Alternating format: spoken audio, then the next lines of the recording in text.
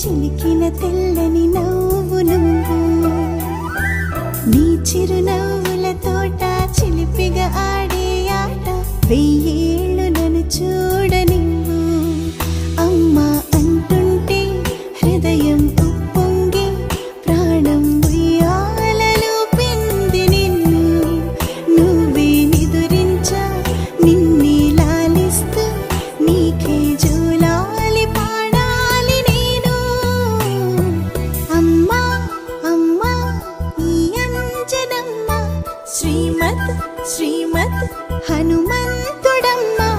ఓ జన్మ ఫలమా మా తీపి వరమా ఇక నేను నీ చేతి బొమ్మ